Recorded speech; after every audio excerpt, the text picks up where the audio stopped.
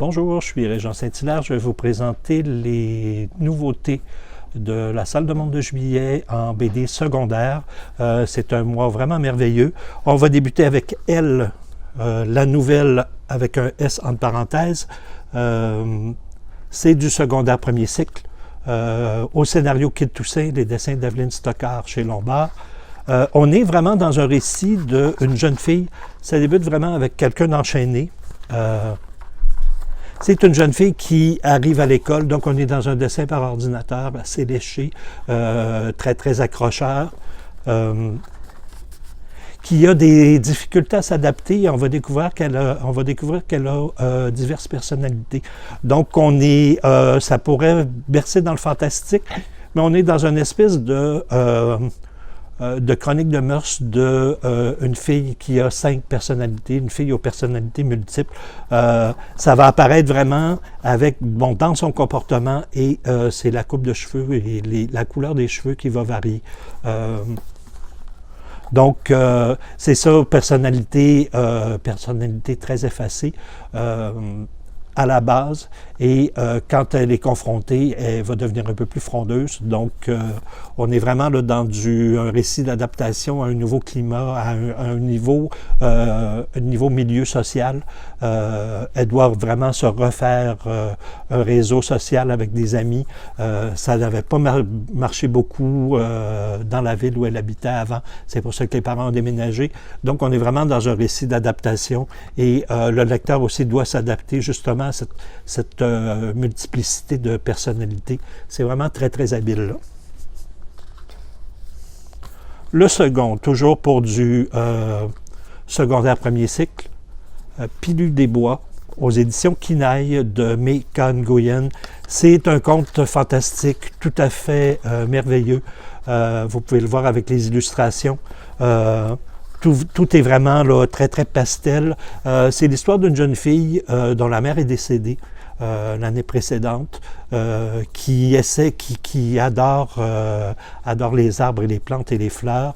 Sa mère était horticultrice.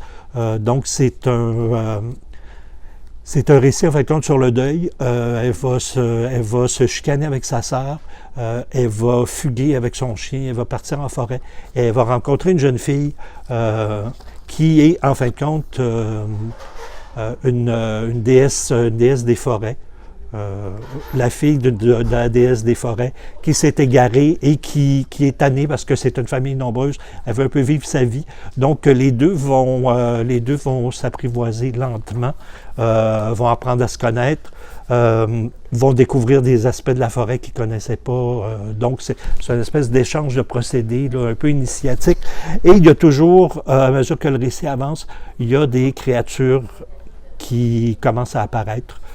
Donc, c'est vraiment, on parle encore, on va parler d'angoisse, on va parler d'anxiété. Donc, l'anxiété va apparaître chez la jeune héroïne, va la submerger, mais avec son ami Dryade, ils vont être capables de surmonter l'épreuve. C'est vraiment très touchant et magnifique.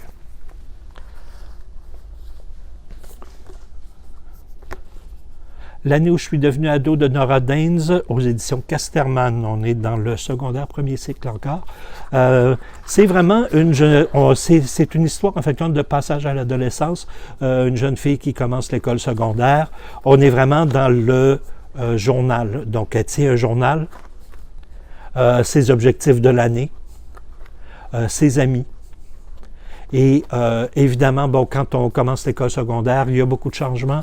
Il y a des changements physiques, il y a des changements aussi là, dans les mentalités. Il y a des personnes qui s'entendaient bien avec elle, qui sont passées à autre chose et vice-versa. Donc,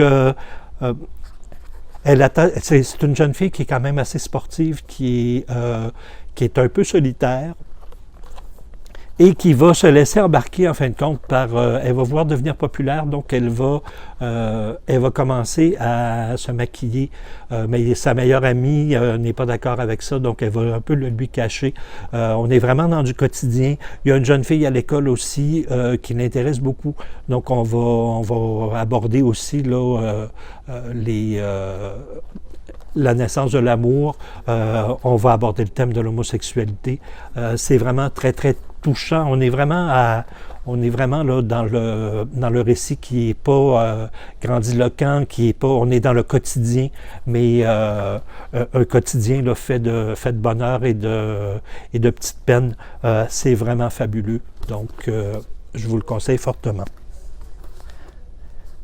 Les deux prochains sont du secondaire, deuxième cycle aux éditions Casterman, qui abordent des thématiques sociales très, très actuelles. Le premier, c'est le genre, cet obscur objet du désordre.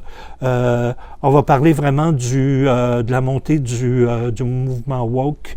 On va parler des manifestations en France contre le droit à l'homosexualité, contre le droit au mariage gay. Donc, on est vraiment dans le anti-LGBT. C'est un dessin qui est vraiment très, très didactique. Un ouvrage, je vous dirais, à mettre dans les salles de profs. Oui, pour les adolescents curieux, c'est bien en bibliothèque, mais aussi pour justement, pour les professionnels, les conseillers pédagogiques et les professeurs.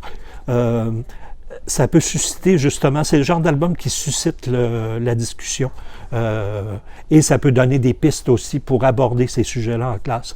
Donc c'est vraiment assez fabuleux. Et qui est paru la même semaine, toujours aux éditions Casterman, Comment devient-on raciste? Comprendre la mécanique de la haine pour mieux s'en préserver. Là, on est vraiment plus du côté, autant pour l'ouvrage précédent, on va parler de politique, de droits de l'homme, de différence, et évidemment là, de la montée du wokisme, le radicalisme, la peur de l'autre, la peur des privilèges de la société blanche occidentale traditionnelle. Là, on est dans un dessin beaucoup plus, on est moins dans le dessin un peu, je vous dirais, là, sec, un peu dry. On est vraiment dans un dessin plus chaleureux, des couleurs aussi plus douces. On suit, en fait, compte un jeune homme qui a des problèmes à s'adapter. Donc, c'est vraiment, c'est deux ouvrages qui sont vraiment essentiels. Le prochain est toujours dans le secondaire, premier cycle, Mister Cerveau de Jean-Yves Duhaut. Jean-Yves Duhaut, qui est un de mes auteurs fétiches, qui fait surtout de la vulgarisation scientifique. Donc celui-là, on est vraiment Mister Cerveau. On part à la découverte du cerveau humain. Il va poursuivre sa démarche d'aller dans des laboratoires. Donc, on est vraiment, il nous met au fait des dernières découvertes, en fait de neurosciences. C'est vraiment fabuleux. Donc, un dessin vraiment semi-caricatural, donc à mettre entre toutes les mains. Donc, c'était ça pour ce mois-ci. On se revoit en septembre et bon été à tous et toutes.